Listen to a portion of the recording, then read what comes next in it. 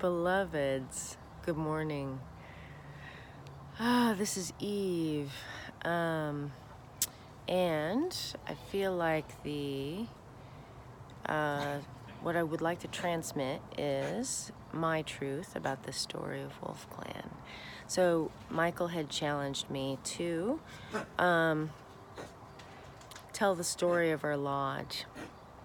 And in the moment and in the ceremony where we were, I was very focused on the details.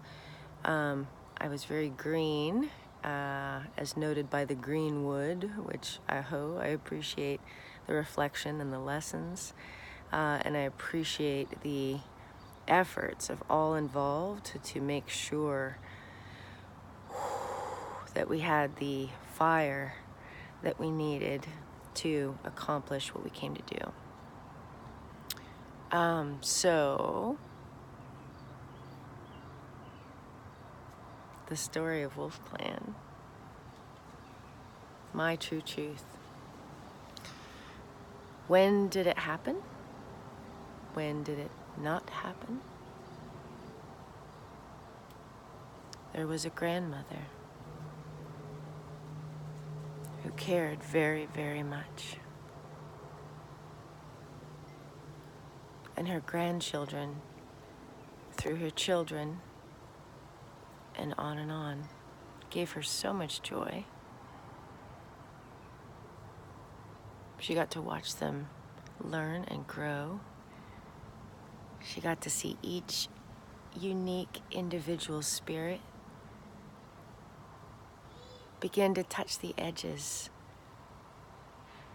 of what it is to be in this body, in this place and time, which is different for every one of us. We each bring different DNA, we bring different cultural wiring, we bring different lifetimes, I believe is my true truth, and we bring different gifts that allow us to put back to the people. So our dharmic journey is to bring those gifts forward to the best of our ability. And meanwhile, we're being human. So we talked a lot about forgiveness this weekend and compassion with ourselves. And that's so important. We talked about, there's, for myself, there's Guru Eve and there's Human Eve. And both are important. That duality is important. And one thing that one of my close teachers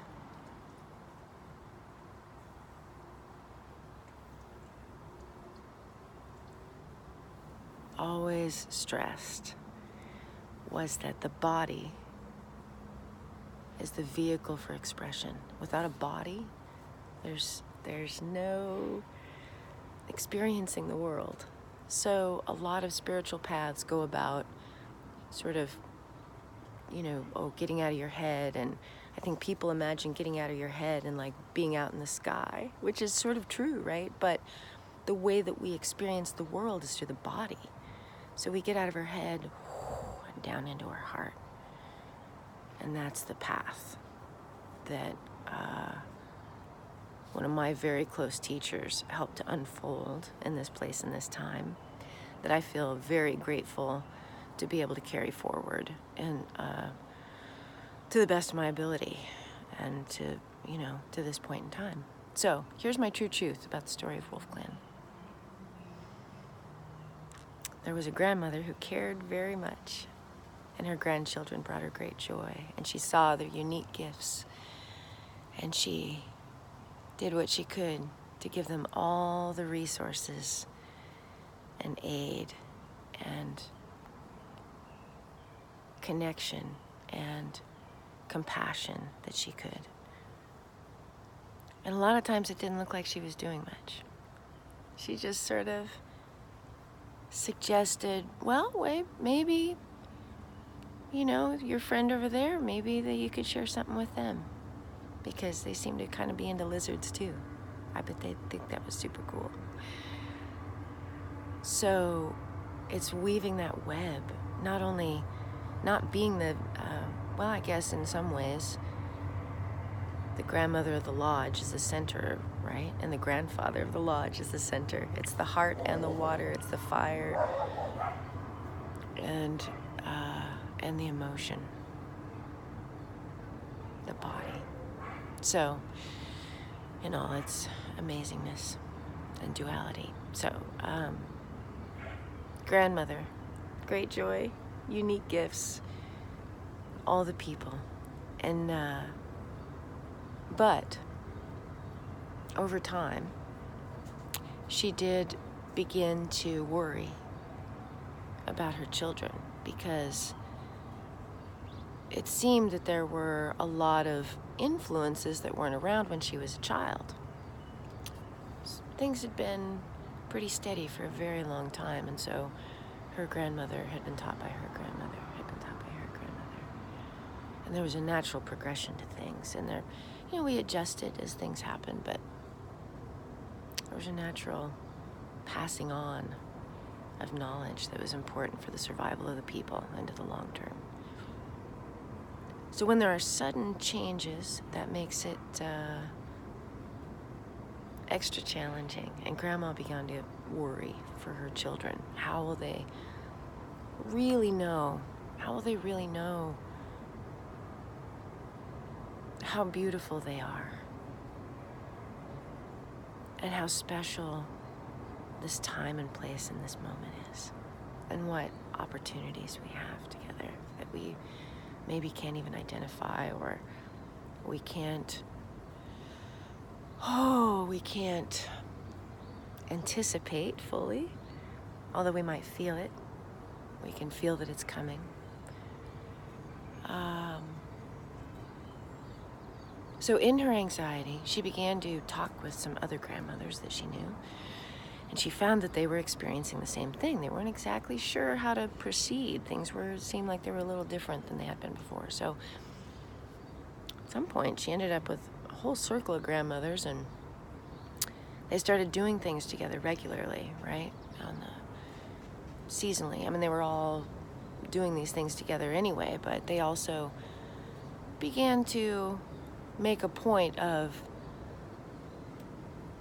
bringing in the young people to do as much of the work as possible, and then also taking time for themselves as a sort of council, if you will, that could explore together all the different facets of understanding of the current state of things from all the dimensions and all the realms. So, time passed. And one of the grandmothers passed. And the grandmothers were very sad because this grandmother had brought a very particular perspective in, and it was needed in the council for balance.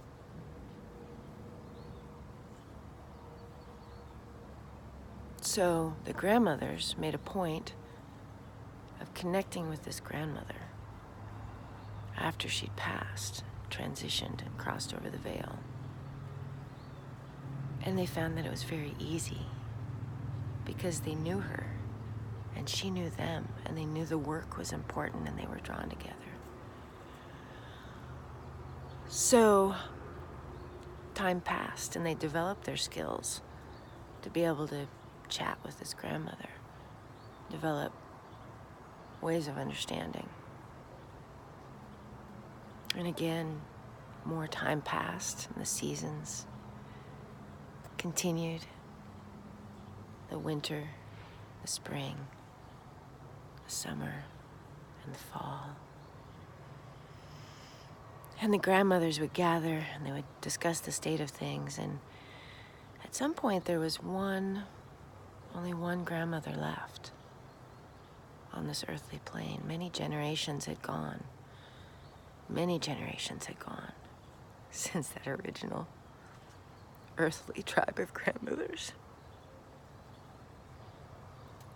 And this grandmother said, "Oh, my tribe, How are we to hold this? How, when we have all passed? How are we to continue to transmit the beauty and the connection that is our birthright and that is ever changing and ever unique to our people? And they said, "Oh, grandmother, fear not. Fear not, because we have been communicating, because it makes it so easy for us. But it turns out, actually, one of us has already been born and exists in another village." And another said, "Oh, I didn't realize you'd had that experience. Gosh, me too. I thought I was going insane because I was holding this grandmother space, but also I'm this whole other person having this whole other experience in this whole other village. And I'm not exactly sure where I guess I'll check in." And so the grandmothers started checking in. They realized that they had been distributed all over the world.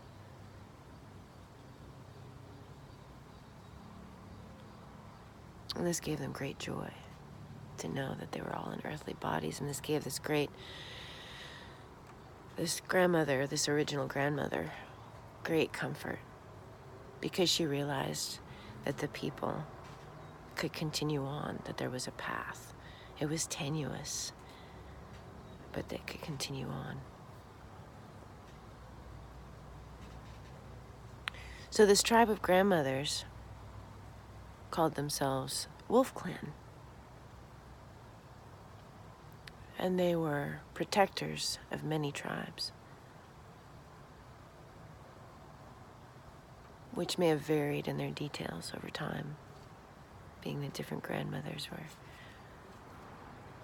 in physical bodies in different places, in various states and phases of challenges and awakening consciousness and support.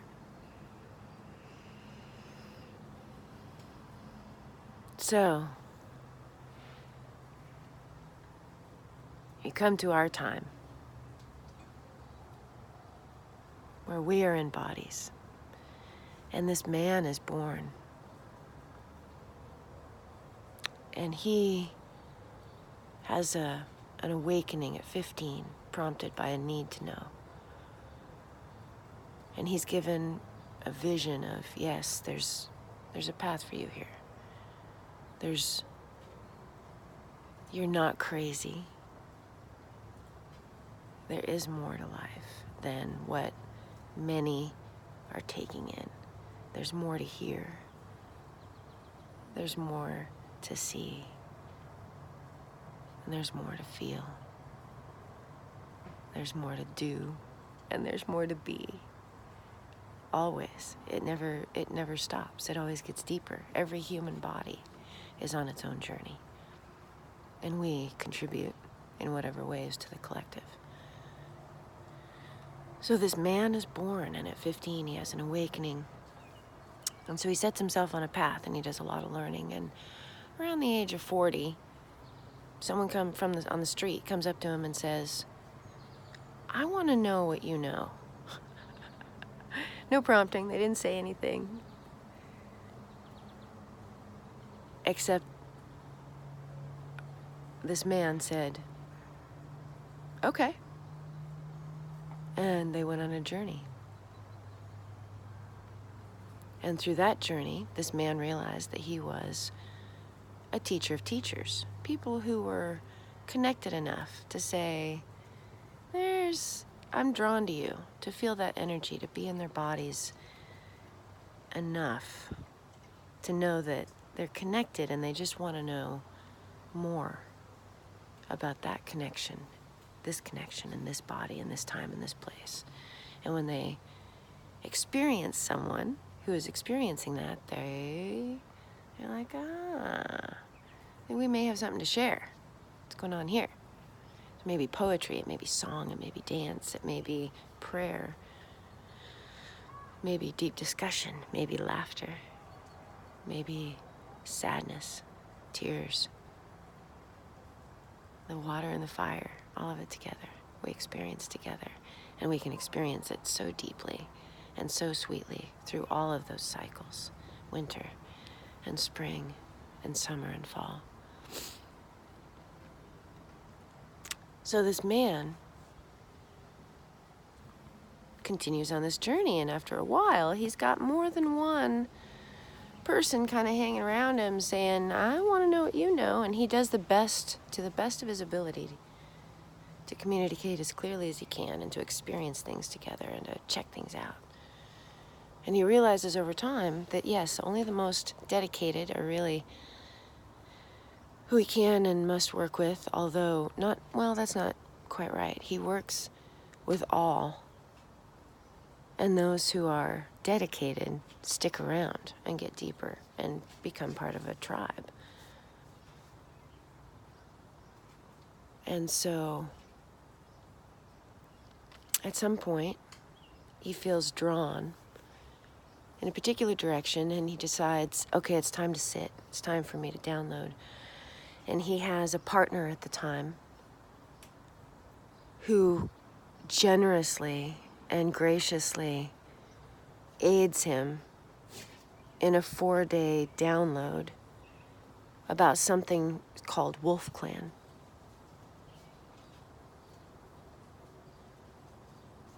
And my true truth is that this man recognizes himself as that original grandmother, which in our modern times, in this time and place, to give it some context, would have to be a very confusing and frightening and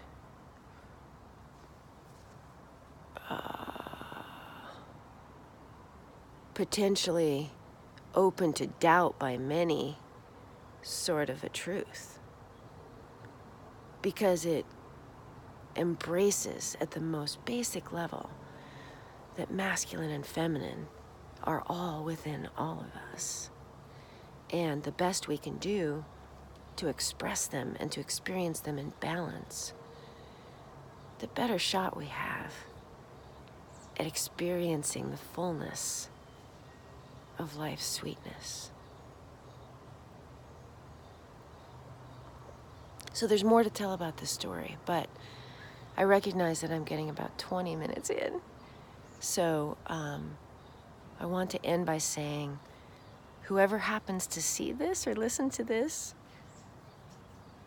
please know my heart is full of love,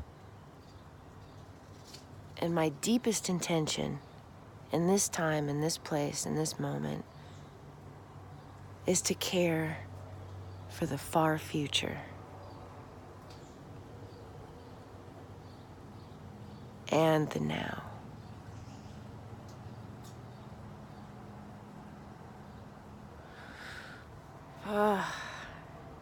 Happy solstice, happy near full moon, and blessings.